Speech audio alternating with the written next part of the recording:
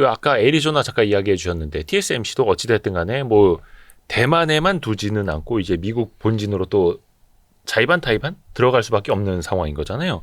근데 이제 TSMC 입장에서 보면은 반도체 생산이 미국으로 넘어갈수록 어떻게 보면 생산성이 좀 떨어질 수도 있는 거고 대만의 어떤 그 안보 입장에서 좀 불안해질 수밖에 없지 않을까요? 당연하죠. 그러니까 대만은 무조건 안 가게 막고 하겠죠. 네네네. 근데 저희가 이제 지금 사실은 전 세계 반도체 올해 보면 미국이 메인이었잖아요. 네. 그랬다가 일본으로 넘어갔다가 일본에서 사실 뭐 프라잡이나 여러 가지 되면서 그게 한국으로 넘어온 거잖아요. 반도체였죠. 그리고 반도체와 관련된 핵심 기술이나 소재나 장비는 미국이 아직까지 장악하고 있고요. 그렇기 때문에 중국이 그렇게 노력하고 있으면서도 반도체 쪽은 못 가고 있잖아요. 그러니까 이런 반도체라고 하는 것들은 어떠한 전체 생태계라고 하는 게 미국이 굉장히 핵심적인 지역들을 잡고 있고 만약에 원한다고 하면 10년 이상 원한다고 하면은 흐름은 바뀐다고 봐요. 그리고 지금 미국이 원하는 거는 대만은 여러 가지로 불안하고 대만은 너무 집중돼 있으니까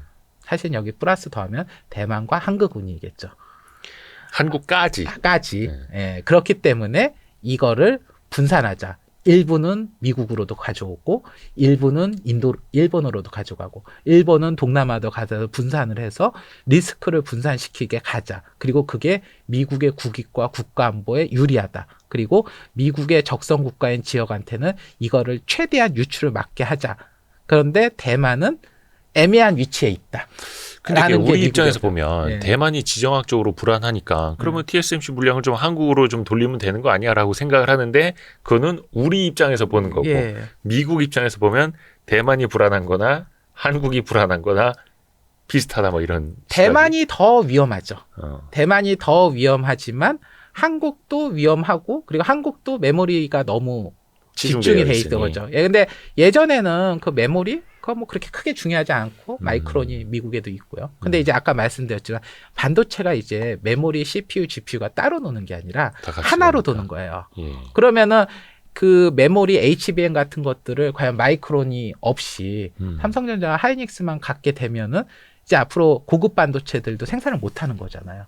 그러니까 이런 것들이 자꾸 맞물려 들어가니까 이런 것들을 미국 입장에선 분산하고 자국의 비중을 높이고 강화하는 게 필요하다라고 보겠죠. 그러니까 다 그냥 미국으로 갖고 들어와 미국에서 만들어는 아니고 네. 이거를 분산한다는 뭐 의미인 그렇죠. 거죠. 그리고 가급적 자신들의 우방 국가들 위주로. 베트남에도 반도체 공장을 건설할 수 있다고요. 그러니까 지금 반도체에서 지금 이 3, 4년 사이에 가장 큰 변화가 뭐냐면요. 저희가 예전에 저도 반도체 이렇게 기업 탐방관이고 하면 네. 전공정 회사하고 후공정 회사는 격이 달랐어요. 옛날엔 그랬죠. 예. 그러니까 어떻게 보면 우리나라에서도 전공정 장비는 막 몇십억 했는데 네, 후공정 장비는 기껏해야 몇 억이고 그러니까 요즘에 핫한 한미 반도체나 뭐 이오테크닉스나 테크인 같은 데는 옛날에는 되게 우습게 봤거든요. 기관 투자자들은 잘 보지도 않았고요. 네. 근데 바뀌었죠. 예. 왜냐하면 아까 말한 대로 반도체들을 커다란 반도체들을 하나로 묶어서 하는 게 되니까 패키징이 굉장히 중요해지는 겁니다. 웨이퍼를 더 미세화시키고 개선하는 거는 성능 개선에 한계가 있는데 패키징으로 이 승부를 보게 되니까요. 그런데 전통적으로 패키징에 동남아가 강했어요. 동남아가요. 예, 그러니까 왜냐하면은 거기가 예전에는 패키징이 인건비 싸움도 좀 있었고 부가가치가 낮았던 영역이에요. 그러니까 그렇죠. 장비 같은 거는 뭐 한국이나 이렇게 쓰더라도 그걸 패키징해서 조립하거나 뭐 이런 것들은 저부가가치니까 대만이라든가 중국 같은 데나 한국 같은 데서도 일부 이런 것들을 동남아 같은 데 인건비 싼 데다가 하는 경우도 있었고 뭐 그쪽 동남아 쪽에도 글로벌 파운더리가 싱가포르에 공장도 있고 막 그렇게 돼요. 그러니까 그쪽이 은근 보이지 않게 패키징 생태계가 좀 있었던 거예요. 근데 이제 동남아 쪽도 지금 소득 수준이 올라왔잖아요. 그럼 차세대 성장 동력을 노려야 될 거 아닙니까? 그런 상황에서 지금 패키징에 대한 부가가치가 점점 높아지고 있잖아요. 그렇죠. 그러니까 국가 차원에서 이쪽 산업을 밀기 시작해요.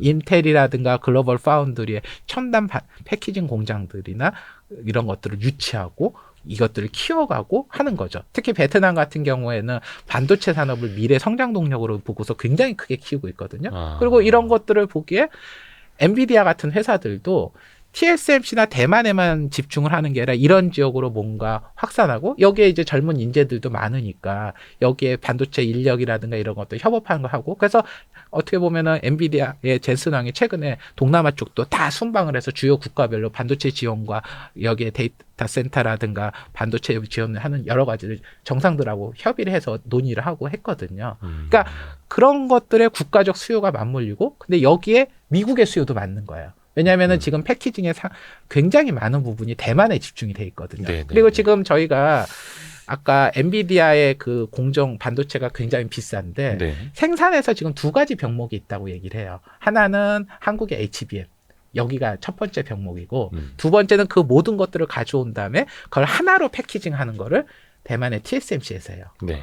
거기가 제일 병목이 커요. 그러니까 그래서 지금 TSMC도 그쪽에 투자를 막 올해인가 뭐 2배를 늘린다고 하는 게 여기와 HBM 이 두 군데가 제일 큰 병목이고 그렇기 때문에 이 패키지라는 게 예전보다 훨씬 중요해진 거예요. 그러니까 저희가 보면은 투자자 입장에서 ASML이 몇 년 전에는 주가 되게 잘 갔거든요. 그렇죠, 그렇죠. 근데 최근 2, 3년간 주가가 별로 재미가 없어요. 값보다 뛰어나으리라고 하면서 ASML만 쳐다봤었는데 그렇죠. 요즘은 ASML 얘기하는 사람 별로 없어요. 별로 없어요. 예. 왜 그러냐면 반도체 성능 개선이 미세와 그 EUV에서 나오는 게 아니라 고급 패키징 쪽에서 나오는 거예요. 그러니까 저희 한국에서도 그런 EUV 뭐 펠리클이라든가 뭐 만드는 회사들이 몇 년 전에 되게 핫했는데 걔네들보다 요즘에 한미나 테크윙이 더 가잖아요. 그렇죠. 이게 이제 어떻게 보면 반도체의 기술 변화와 성능 개선의 변화를 얘기하는 거예요. 근데 여기서 그거 하나 여쭤볼게요. 네. 그러면 한미 반도체도 그렇고 뭐 최근에는 이제 뭐 한화에서도 네. TC 본더를 만들다 해서 뭐 주가 변동성은 좀 커진 상황이고 여러 가지 뭐 이야기들은 있습니다만 이 흐름은 앞에서 AI 반도체 이야기하실 때 데이터 센터 수요는 이제 1% 수준이다. 그러면 반도체 후공정 측면에서 봤을 때는 어느 정도까지 혹시 왔다고 보세요? 그쪽은 이제 아직 여기가 개선 여지가 좀 높은 것 같아요. 개선의 여지. 예. 그러니까 이제 뭐 예를 들어서 지금 HBM 같은 경우로 얘기를 드리면 저희 지금 하이닉스에서 8단이라고 해서 HBM 웨이퍼를 8개. 8개를 하나로 쌓거든요. 네네네. 근데 이제 그 위에 12단 쌓는 게 뭐 차세대 버전이고 뭐 그 뒤에 12단 이상까지도 지금 얘기가 스케줄 상은 나온 것 같아요. 물론 좀 일정을 좀 약간 일부 지연되긴 했는데 그러면은 8단을 쌓던 걸 12단을 쌓으면은 뭐 단순 수치만 보더라도 성능 개선이 있는 거잖아요. 네네네. 근데 저희가 웨이퍼가 10나노 이하로부터 내려가서 뭐 3나노 가다는데 3나노, 2나노 가는 거는 지금 속도가 되게 느리잖아요. 그렇죠. 그리고 뭐 1나노 밑으로 가면은 기술적으로 한계가 있으니까 뭐 양자 컴퓨터 가야 된다 이런 얘기하는데 뭐 그건 또 그때 가봐야 되겠지만 어쨌건 여기는 속도가 느린데 패키징을 해서 쌓는 거라든가 뭐 여기 구멍 뚫는 거라든가 최근에 또 뭐 유리기판 얘기도 나오잖아요. 네네네. 유리기판을 하게 되면 뭐 밑에서 이런 것들이 기존의 인터포즈나 이런 거 쓰는 것보다 훨씬 나아지고 그러니까 여기서는 그동안 너무나 신경을 안 쓴 영역이어서 개선의 여지가 있고 이걸로 뭔가를 하는 거죠. 그래서 이 패키징 쪽이 되면은 원래 반도체 크기라고 하는 게 한계가 있거든요. 패키징 하는 것도. 근데 이것도 지금 점점 커진다고 하거든요. 그럼 커지면은 거기다 우겨 넣을 수 있는 뭔가가 더 많아지고 성능이 좋아지겠죠. 그러니까 이제 제가 이제 기술적으로는 그것들을 잘 모지만 최근 부분에는 반도체 쪽과 관련되는 자료들 보면은 어드밴스드 패키징 뭐 이런 얘기들이 굉장히 핫하고 이것들을 가지고서 이제 뭐 어떤 식으로 갈 거냐 뭐 하이브리드 본딩이라고 하는 차세대 기술로 뭐 어떻게 준비를 해야 되냐 막 이런 얘기들이 많이 나와요. 근데 이 모든 얘기들이 패키징이나 후공정단에 다 집중이 돼 있는 거죠. 그리고 심지어 이제 하이브리드 본딩이라고 하는 거는 후공정인데 전공정 수준의 공정 수준을 요구해요. 노광 장비라든가 뭐 각종 이걸 쓰거든요. 그러니까 그런 쪽으로 우리 전공정에서 썼던 첨단 기술들을 후공정으로 쓰는 것들이 아직 하고 있는 거죠. 그러니까 뭐 제가 얼마나 더 갈지 모르겠지만 앞으로 2, 3년 안에는 후공정 쪽에서는 아직 개선 여지가 있는 것 같아요. 그러면 요 질문도 좀 드려봐야겠다. 최근에 이 관련주로 돈 많이 버신 분들 많습니다. 전력, 송배전. 예. 이것도 간단히 이야기하자면 이제 데이터 센터 때문에 여러 가지 에너지 수요가 높아지고 있고 그러려면은 발전소도 많이 필요하고 그 송배전 인프라도 많이 필요하다라면서 올라갔던 거잖아요. 예. 자, 비슷한 질문 한 3번째 드리는 것 같은데 예. 이 송배전 인프라 관련해서는 예. 지금 어느 정도 나와 있다고 보세요? 데이터 센터보다도 아직 10분의 1도 안 온 것 같아요. 잠시만요. 예. 데이터 센터가 아까 전체 AI 수요의 1% 예. 정도라고 보셨고 예. 근데 송배전은 지금 수요가 거기에 10분의 1? 저는 그렇게 봐요. 그 0.1%밖에 안 된다는 예. 거예요? 근데 이제 앞으로 1000배 더 간다. 뭐 지금 1000배라고 너무 세요. 말하기는 그러고요. 네네네. 왜냐면은 송배전 수요가 전부 데이터 센터하고 100% 연동되는 건 아니니까요. 근데 저희가 이제 제가 송배전에 대해서 뭐 작년 7월, 8월부터 유튜브 같은 데서 되게 많이 얘기를 했었어요. 네네네. 근데 이제 그렇게 말씀드릴 수 있었던 게 뭐냐면 이 송배전 쪽에는 일단은 건설하는 시간이 되게 오래 걸려요. 건설이라고 하면은 예를 들어서 저희 예전에 밀양 송전탑 사건 기억나시죠? 그 고압선 예. 송전탑. 네, 고압선 송전탑 연결하는데 엄청난 이슈가 됐죠. 약간 환경적으로도 그렇고 주민들의 반발도 그렇죠. 크고. 예. 예. 송배전망을 기본적으로 하나 긴 장기 송전망을 구축하는데 15년 정도 봐요. 아 그래요? 뭐 인허가 받는 것도 그렇고 현지 주민들도 그렇고 거기에 뭔가를 설치하고 뭐하고 하는 게 시간이 되게 오래 걸려요. 그래서 최근에는 어떤 일도 벌어지고 있냐면요. 이제 육상에선 잘 어려우니까 네. 예를 들어서 뭐 지금 전라도 같은 데서 태양광 발전 많이 하는데 그거 지금 못 보내고 있거든요. 그래서 거기서는 전기가 남아 돌아요. 네. 평상 일부 시기는. 그러면 그쪽에서 나오는 전선을 끌어가지고 경기도나 이런 데로 보내면 좋잖아요. 네. 근데 그 통과하는 지역에서 얼마나 큰 반대가 있을까요? 그렇죠, 그렇죠. 그 중간에 송전탑은 몇 개를 더 해야 될까요? 그러니까 이제 이런 뭐가 나오냐면 해저로 넣자는 얘기가 나와요. 그러니까 예를 들어서 뭐 경상북도나 전라남도나 전라북도에 거기에 바다 서해로 이렇게 해서 해저로 가는 거죠. 근데 해저로 전선을 만들려고 하면은 네네. 그거 예를 들어서 전선회사들이 한번 수주 받잖아요. 네. 3, 4년 걸려요. 3, 4년? 예, 최소한. 그 정도의 전선을 만드는데. 예, 그러니까 왜냐면은 이 거기에 만드는 전선은요 예. 일반 전선이 아니에요. 그냥 해저 케이블이랑은 좀 다른. 그러니까 해저 케이블이라는 게 일반 전선이 아니에요. 거의 맞춤형이에요. 그러니까 이거를 어떻게 이해되면 선박하고 비슷하다고 보시면 돼요. 예. 저희가 선박을 만들 때 선주에 따라서 다 다르잖아요. 네. 저희 예를 들어서 해저 케이블 같은 고압선 같은 거는 엄청나게 큰 타워에서 뭔가 이렇게 쭉 해가지고 코팅을 해서 하는 네. 걸 하는데 네. 그거 만드는데 시간이 되게 오래 걸립니다. 그리고 이제 그거를 다 만들었어요. 그러면 이제 그 배에다 실어가지고 설치를 해야 될 거 아니에요. 그렇죠. 배에다 설치하는데도 시간이 오래 걸려요. 그래서 보통은 지금 유럽 같은 데서 해저 케이블, 풍력 발전, 해상 발전 풍력 같은 거 하는 그런 거 해상 송전선 같은 거 하는데 그런 거 몇 년씩 걸려요. 저희 요즘에 LS 같은 데들이 뭐 유럽이나 이런 데서 보통 발주받았다 하면은 그거 실제 납품하는데 2, 3년 걸려요. 근데 이제 이거는 앞단을 다 뺀 거예요. 환경평가라든가 경제성 평가라든가 그거 다 빼고 그냥 전선 만드는 것만 친 거. 전선 발주 놓게 하면 이제 걔가 그거 하는데 2, 3년 걸리는 거예요. 그러니까 해상으로 그런 걸 보내는데도 시간이 어마어마하게 오래 걸리겠죠. 근데 저희가 지금 이런 AI 열풍이 들고 뭐 전력 수요가 폭증한다고 하면서 전력 투자를 본격적으로 한 게 몇 년이나 됐을까요? 길어야 1년 반? 2년? 2년. 네. 예. 유럽이나 미국은 한 2년에서 3년 돼요. 그러니까 그거 시작했는데 15년 걸리는 거예요. 그러면 이제 원하는 게 대려 나올 거냐. 그리고 저희가 지금 6개월 사이에 1년 사이에 HBM의 지금 수요 전망이 다 바뀌고 있잖아요. 거의 기하급수적으로. 예. 그러니까 뭐 1년 전까지만 해도 뭐 2년 뒤에 차세대 버전 HBM 낸다고 했다 막 그게 지금 막 엄청 1년으로 당겨지고. 바뀌었잖아요. 네. 그건 뭐냐면 AI 수요가 예상보다 더 빨라졌다는 얘기잖아요. 그러면은 지금 전력 수요에 대한 이런 것들도 지금 전망이 했을 텐데 그거 2, 3년 전에 지금 서왔던 계획들은 다 어떻게 될까요? 다 바뀌는 거죠. 그리고 AI가 지금 사실은 AI 얘기하지만 제가 되게 말씀드린 것 중에 하나 재생에너지 얘기를 많이 그러니까 재생에너지, 그쵸. 신재생에너지가 하는데 신재생에너지가 확산이 되면 전력망에 대한 수요가 훨씬 더 늘어요. 저희가 얼마 전에 네. 그래서 뭐 SMR 관련된 콘텐츠도 다뤘고 뭐 수소 에너지 관련된 콘텐츠도 꾸준히 다루고 뭐 송배전도 마찬가지고 정말 열심히 하고 있거든요. 예. AI 시대로 이제 변해가고 있는 거를.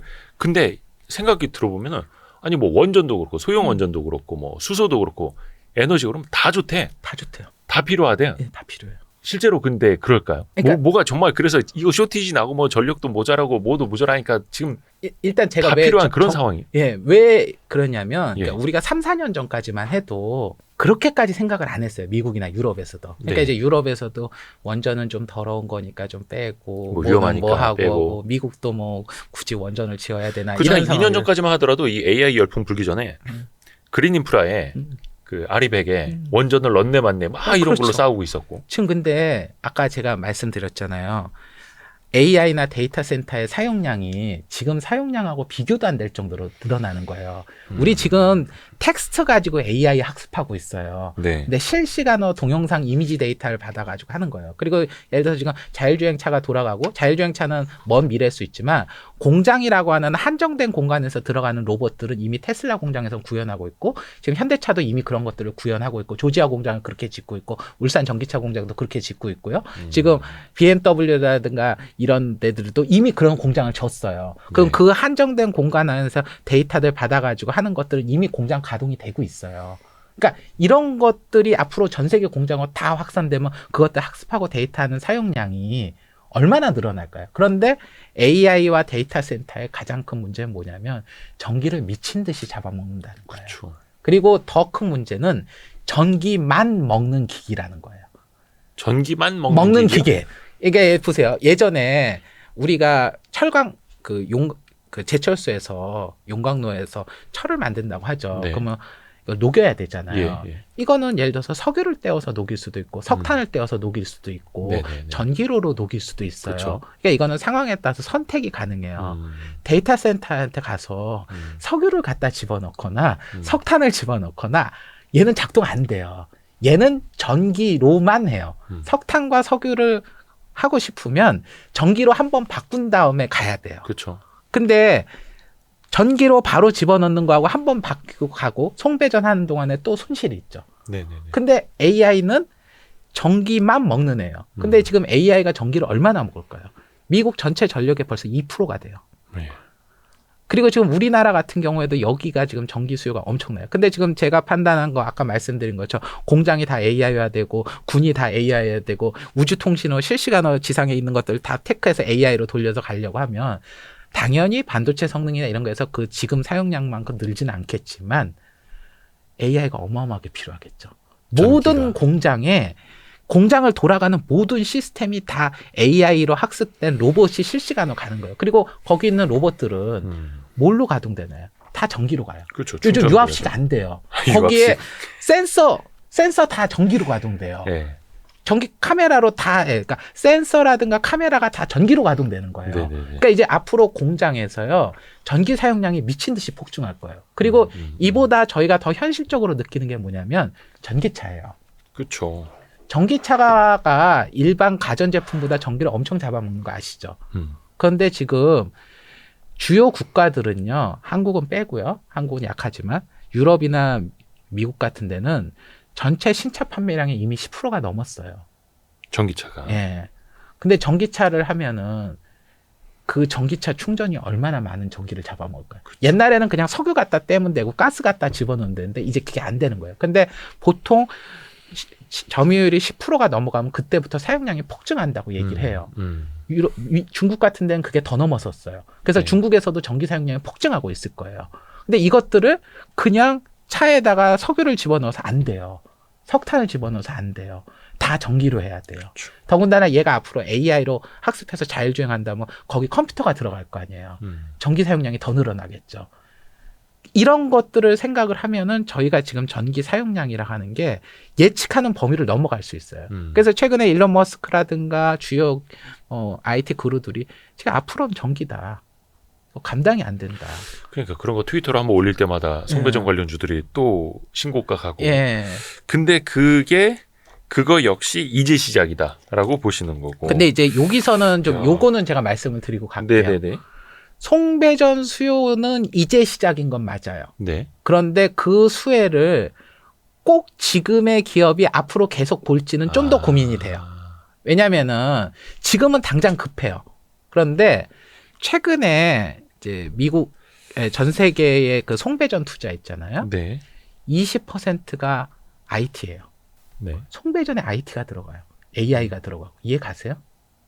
그 말인즉슨 아까 아마존이 예전에 삼성의 메모리 반도체 좀 덜 사려고 소프트웨어를 통해서 최적화시키면서 메모리 사이클이 달라졌듯이 약간 예. 그런 그런 오버랩이 느낌인 좀 거죠. 되는 거예요. 오. 왜냐면은 송배전으로 멀리 보낼 때 날씨나 온도에 따라 가지고 전력 소모율이나 손실률이 달라지. 그것도 그러면은 뭔가 막 최적화하고 전선에서 센서를 해가지고 파악을 해가지고 최적의 날씨와 온도와 상황에 맞춰가지고 가는 거예요. 그리고 지금은 저희가 송배전하는 과정에서 중간에 버리는 전기들이 되게 많을 거 아니에요. 손실이 많죠. 그것들을 AI로 학습해서 최적으로 하는 것들 하는 거예요. 그리고 송배전망 중간중간에 ESS를 달아요.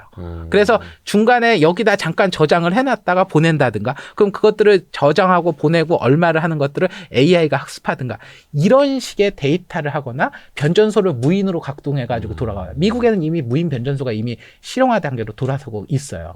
그러니까 이런 식의 송배전 쪽에서의 IT 기술 영역도 엄청 늘고 있어요. 근데 지금은 그 고민을 할 때는 아닌 것 같아요. 왜냐하면은 아까 말한 대로 앞단의 수요가 너무 크고 여기서 움직이는 게 크니까. 근데 다만 이거는 기억하셔야죠. 송배전 아까 15년 걸린다고 했잖아요. 네. 사람이 설치하는 거예요. 시간이 좀 오래 걸려요. 그럼 우리가 실물을 납품하는 게 매출 나오는 거는 좀 시간이 걸릴 수는 있겠죠. 예. 근데 이 사이클의 끝이 어디고 피크가 어디냐? 길고 오래 가는 거예요. 그러니까 제가 보기에 앞으로 10년 안에 피크를 얘기하는 거는 말이 안 돼요. 그리고 그 10년 안에 어마어마한 기술 발전이 나오고 어마어마하게 나오겠지만 굉장히 큰 게 되겠죠. 근데 이제 이런 것들을 알게 되면은 당연히 다른 데서도 고민을 하겠죠. 지금까지는 송배전은 올드 패션이어서 이머징 국가 일부 기업들만 했는데, 당연해서 미국의 제조업에서도 그런 송배전이나 전선을 AI로 최첨단으로 해서 빨리 생산하거나 뭐 이런 고민들을 하겠죠. 미국에서 지금 보면은 배터리 같은 경우 자동차용 배터리는 아니더라요. ESS형 배터리를 최적화시키는 것들을 미국 기업들이 되게 신생 기업들이 많이 나오거든요. 네네네. 거기에 AI를 쓴다든가 거기에 물질 조합을 최적화한다라든가, 그러니까 인산철이나 리튬 배터리 말고 이런 것들에 대한 막 것들을 엄청 해서 그렇죠. 보조금 받고 하거든요. 그러니까 그런 일들이 저는 나올 거라고 봐요. 근데 적어도 올해 안에는 그 고민을 할 단계는 아니다. 하지만 이제 아까 말한 대로 이렇게 수요가 큰다고 해서 막 전통적인 기업들이 앞으로 막 10년, 20년, 30년 커질 거냐? 요거는 이제 얼마나 준비가 되어 있냐에 따라 다른 거죠. 이게 예전에는 우리가 메가 트렌드라고 했는데 이제는 메가 트렌드라는 말도 왠지 작아 보입니다. 이건 이제 세상을 바꾸는 그런 트렌드들이고 사실은 이게 벌써 한 2년 넘게 2년 가까이 진행이 되고 있는 거죠. 근데 우리가 또 너무 가까이에 있다 보니까 항상 이제 속된 말로 주식갱이들 사이에서 이거 언제 피크아웃이야? 이거 언제 꺾이는 거야? 근데 사실은 올해 안에 피크아웃은 나올 수 있어요. 주가라고 하는 건 10년간은 사이클에서도 얼마든지 꺾일 수 있을 거예요. 근데 이제 저는 이게 굉장히 큰 사이클이라고 보는 이유 중에 하나가 이게 글로벌적인 세대 전환하고도 연관이 돼요. 그러니까 베이비 부머라고 하는 전 세계 주요 선진국들이 베이비 부머 중심으로 이렇게 꾸준하게 경제 성장을 해왔잖아요. 예. 근데 이제 베이비 부머들이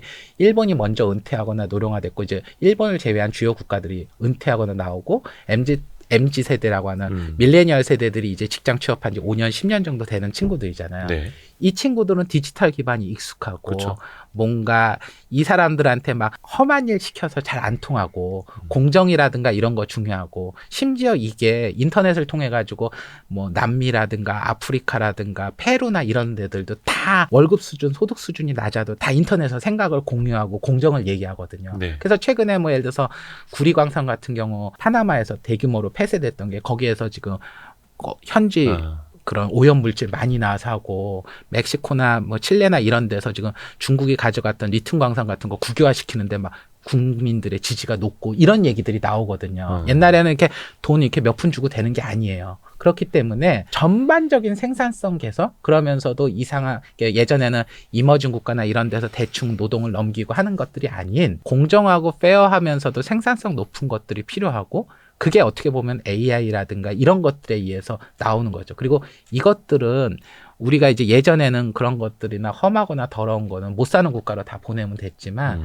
그거를 이제 기술로 극복해야 되고, 그래서 이제 환경 얘기도 중요해지고, 환경 같은 데서 그런 환경 관련돼 가지고 전 세계적 공감대하고 뭐 탄소 배출을 줄이기 위해서 막 하고, 뭐 지역에서도 그 지역 국가에서의 광산 같은 거 개발했을 때도 친환경으로 안 하면 현지 반발로 인해 가지고 중단되고, 이게 지금 어떻게 보면 하나의 세대적 변화의 흐름인 거죠. 그게 이제 AI하고도 연관이 되는 거고, 그리고 우리가 그렇게 하면은 깨끗하게 써야 될 거 아니에요. 에너지도. 전기라는 게 깨끗한 에너지고, 우리의 활동의 상당수가 디지털 기반으로 하고 핸드폰을 하고, 디지털 기반의 핸드폰의 기본이 되는 건 다 전기잖아요. 그쵸. 그러니까 에너지도 기본적으로 세대가 바뀌니까 다 바뀌는 거예요. 자동차도 전기로 바뀌는 거고, 공장도 전기로 바뀌어야 되고, 우리가 사무실에서 전기를 쓰는 그 모든 형태로 다 바뀌고, 무인화되고, 로봇화되는 게 익숙해지고. 그러니까 이게 저는 워렌 버핏이 네. 베이비 부머 세대의 성장에서부터 초기까지 관련 기업들을 투자해서 부자가 됐다고 보거든요. 뭐 예를 들어서 코카콜라 우리 경제적으로 막 여유 있고 돈 생기니까 이전엔 대출 안 하다 대출하고 뭐 차 사고 카드하고 차 많이 드니까 보험 늘고 뭐 이런 것들에 했던 그쵸. 주식들의 투자를 계속하면서 성장을 네. 했던 거잖아요. 네. 근데 이제 지금 다음 세대는 뭐냐? 지금 밀레니엄이라든가 그 밑에 젠지 세대들이 과연 무엇을 하냐? 전부 다 핸드폰 들고 있잖아요. 다 인터넷으로 보잖아요. 차 잘 안 사잖아요. 차 렌탈하잖아요. 그 뭐 다들 구독하잖아요. 거기에 맞는 시스템으로 바뀌는 기업들이 하고 이것들이 지금 계속 지난 10년간 누적되어 오는 상황에서 생산 시스템을 바꾸고 에너지 시스템을 바꾸고 그래서 재생에너지도 필요하고 그래서 전력망 같은 굉장히 오래된 변화들까지도 다 건드리는 거잖아요. 그러면은 이 흐름이 가기가 되게 어렵지만 지금 저희가 임계선이 넘었다는 걸 알기잖아요. 자동차도 전기차가 이미 임계선이 넘은 게 눈에 보이잖아요. 그러면은 이 방향이 이 세대들이 앞으로 10년, 15년 나가는 기간 동안 베이비붐에 갔던 거하고 똑같이 가겠죠. 그런 변화를 위해서 전 세계 사회 시스템들이 바뀌는 거고 그런 것들의 가시적 초입부가 2025년에 눈에 보인다는 얘기입니다. 장기적으로 지속될 세상의 변화를 읽고 이에 예. 부합하는 기업에 투자하라. 예. 이 책의 부제가 예. 왜 이제 와닿지? 예. 그래서 오늘 서병수 의원님하고 예. 2025년 AI 슈퍼 사이클이 온다. 왜 슈퍼 사이클이라고 표현을 하셨는지 예. 확실히 많이 배웠습니다. 예. 다음번에도 뭔가 이제 큰 변화의 틀, 변화의 바람이 일 때 예. 종종 도움 말씀을 좀 청하겠습니다. 아우, 불러주시면 예. 항상 감사하겠습니다. 고맙습니다. 예, 고맙습니다. 서병수 의원님이었습니다. 고맙습니다. 예, 감사합니다.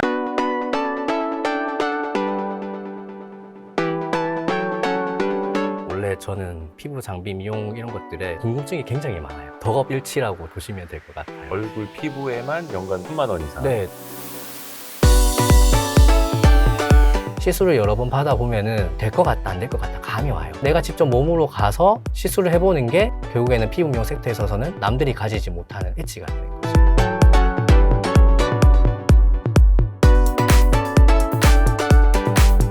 서두르세요. 고정 댓글을 확인하세요.